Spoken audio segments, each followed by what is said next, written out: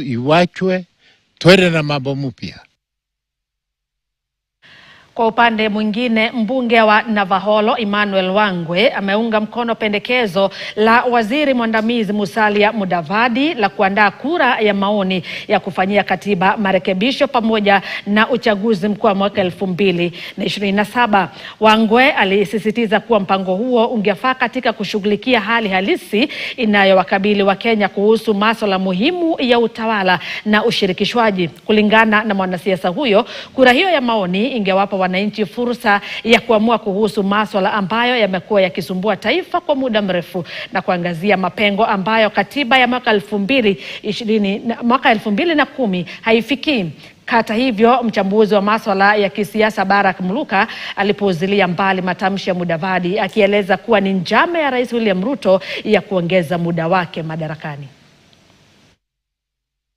Tusipoandaa mambo ya referendum, huenda uchaguzi wa 2027 ukawa unconstitutional, kumaanisha kwamba tutakuwa tunafanya kazi bure.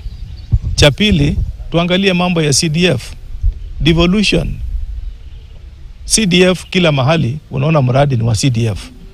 County government imekuwa overwhelmed na kazi ambayo indakana kufanya.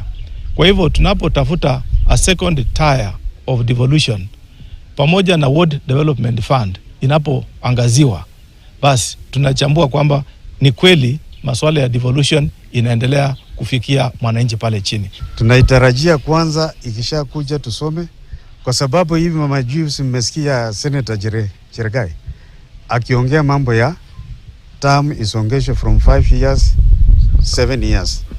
Sasa ikiingia kitu kama hiyo, sisi wananchi sisi tutasema hapana, tutapinga hiyo.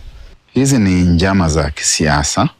Rais William Ruto pamoja na wendani wake wa kisiasa akiwemo waziri mwandamizi Musalia Mudavadi wanatafuta njia za kupanua nafasi katika utekelezaji wa kazi katika executive, wakiwa na lengo la kuweza kutumia hizo nafasi kuweza kuvifanya kuwa vishawishi vya kutafuta kura, hasa kura za urais mwaka wa 27.